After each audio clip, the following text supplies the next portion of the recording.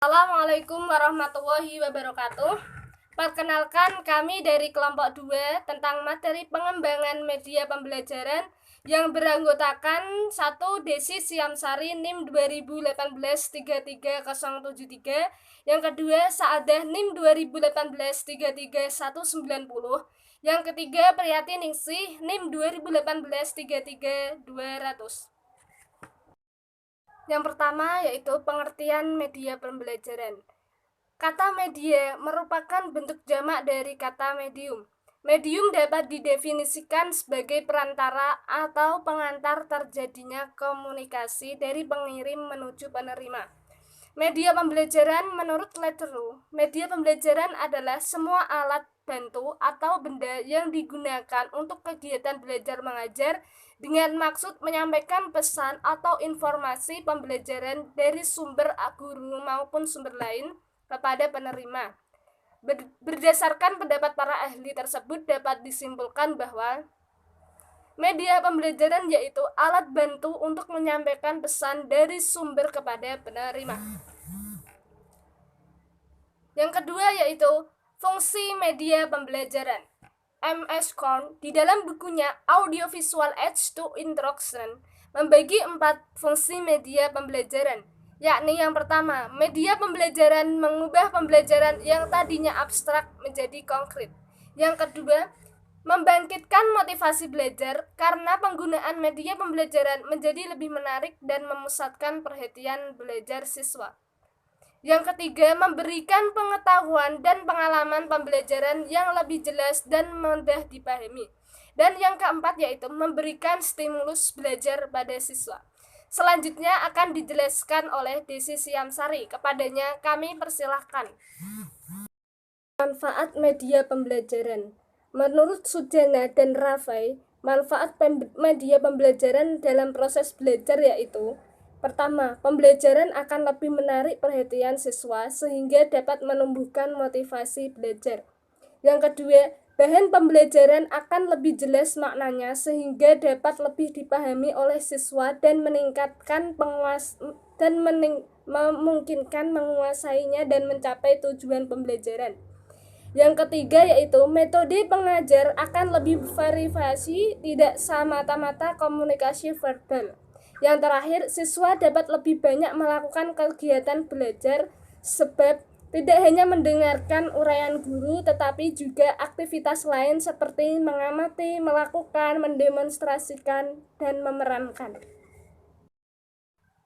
Klasifikasi dan kriteria media pembelajaran dibagi menjadi 5. Yang pertama yaitu media berbasis manusia, merupakan media yang digunakan untuk mengirimkan dan mengomunikasikan pesan atau informasi. Media berbasis cetak yang paling umum dikenal adalah buku teks, buku penuntun, buku kerja atau latihan, jurnal, majalah, dan lembar lepas. Yang ketiga yaitu media berbasis visual atau image. Media visual dapat memperlancar pemahaman dan memperkuat ingatan dalam proses belajar. Contoh media berbasis visual ini adalah buku, alat bantu kerja, bagan grafik, peta, gambar, transparansi, dan lain-lain. Media berbasis audiovisual contohnya video, film, program, set, televisi, dan lain-lain.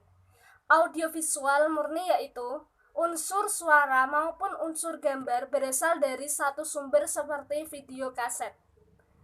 Audiovisual tidak murni yaitu unsur suara dan unsur gambarnya berasal dari sumber yang berbeda.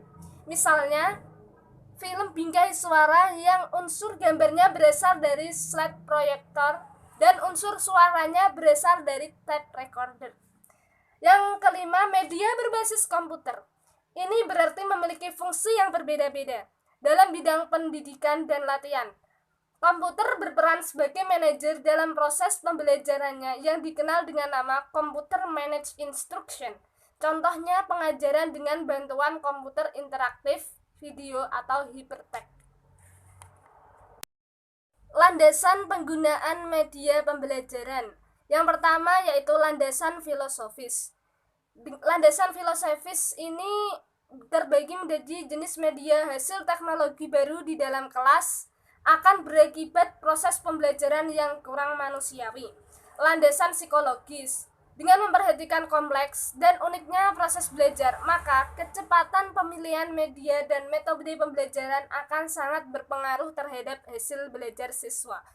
Landasan teknologis. Teknologi pembelajaran adalah teori dan praktek perancangan, pengembangan, penerapan, pengolahan, dan penilaian proses dan sumber belajar. Landasan empiris. Temuan-temuan penelitian menunjukkan bahwa terdapat interaksi antara penggunaan media pembelajaran dan karakteristik belajar siswa dalam menentukan hasil belajar siswa. Klasifikasi dan kriteria media pembelajaran dibagi menjadi 5. Yang pertama yaitu media berbasis manusia, merupakan media yang digunakan untuk mengirimkan dan mengomunikasikan pesan atau informasi. Media berbasis cetak yang paling umum dikenal adalah buku teks, buku penuntun, buku kerja atau latihan, jurnal, majalah, dan lembar lepas. Yang ketiga yaitu media berbasis visual atau image. Media visual dapat memperlancar pemahaman dan memperkuat ingatan dalam proses belajar.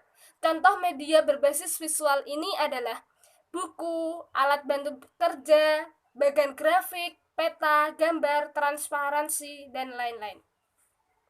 Ini saya akan menyampaikan tentang prinsip penggunaan media pembelajaran.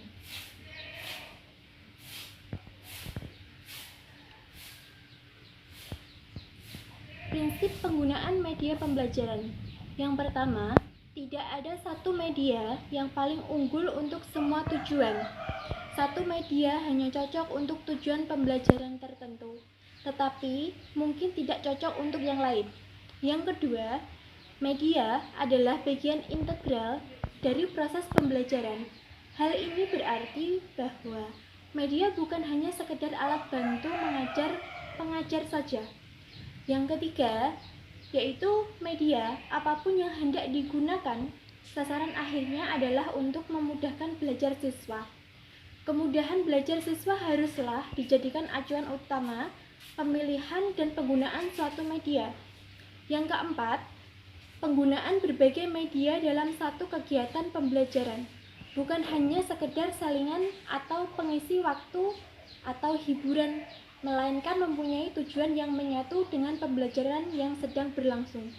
Yang kelima, pemilihan media hendaknya objektif atau didasarkan pada tujuan pembelajaran, tidak didasarkan pada kesenangan pribadi. Selanjutnya adalah sejarah pengembangan media pembelajaran. Pada awal sejarah pembelajaran, media hanyalah merupakan alat bantu yang dipergunakan oleh seorang guru untuk menerangkan pelajaran. Alat bantu yang mula-mula digunakan adalah alat bantu visual. Pada pertengahan abad ke-20, lahir alat bantu audio-visual yang terutama menggunakan pengalaman yang konkret untuk menghindari verbalias. Dalam memanfaatkan media sebagai alat bantu, Edgar Dahl mengadakan klasifikasi menurut tingkat dari yang paling konkret ke yang paling abstrak. Klasifikasi tersebut kemudian dikenal dengan nama kerucut pengalaman dari Edgar Dahl dan pada saat itu dianut secara luas dalam menentukan alat bantu yang paling sesuai untuk pengalaman belajar. Akhir tahun 1950, teori komunikasi mulai mempengaruhi penggunaan media, sehingga fungsi media selain sebagai alat bantu juga berfungsi sebagai penyalur pesan. Pada tahun 1965, pengaruh pendekatan sistem mulai memasuki khasanah pendidikan dan pembelajaran. Hal tersebut mendorong digunakannya media sebagai bagian integral dalam proses pembelajaran.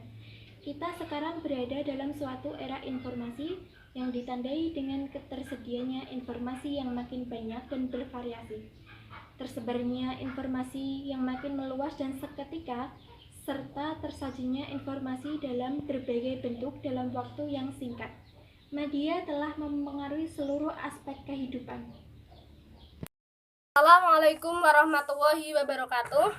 Perkenalkan, kami dari kelompok 2 tentang materi pengembangan media pembelajaran yang beranggotakan 1. Desi Siamsari NIM 2018-33073, yang kedua Saadah NIM 2018-33190, yang ketiga Priyati Ningsih NIM 2018-33200. Kesimpulannya yaitu, media pembelajaran adalah semua alat bantu atau benda yang digunakan untuk kegiatan belajar mengajar dengan maksud menyampaikan pesan atau informasi pembelajaran dari sumber atau guru maupun sumber lain kepada penerima. Manfaat media pembelajaran secara umum yaitu memperjelas pesan agar tidak terlalu verbalistis, mengatasi keterbatasan ruang, waktu, tenaga, dan daya indera, menimbulkan gairah belajar, interaksi lebih langsung antara murid dengan sumber belajar, memungkinkan anak belajar mandiri sesuai dengan bakat dan kemampuan visual, auditori, dan kinestetiknya, memberi rangsangan yang sama, mempersamaan pengalaman dan menimbulkan persepsi yang sama. Klasifikasi media pembelajaran dibagi menjadi media berbasis manusia, media berbasis cetakan, media berbasis visual, media berbasis pembelajaran, media berbasis audiovisual, dan media berbasis komputer. Landasan penggunaan media pembelajaran di antaranya adalah landasan filosofis, landasan psikologis, landasan teknologis, dan landasan empiris. Sejarah perkembangan media pembelajaran mengikuti perkembangan paradigma dan teknologi pendidikan mempengaruhi perkembangan media pembelajaran. Sekian presentasi dari kelompok kami. Kurang lebihnya mohon maaf. Wassalamualaikum warahmatullahi wabarakatuh.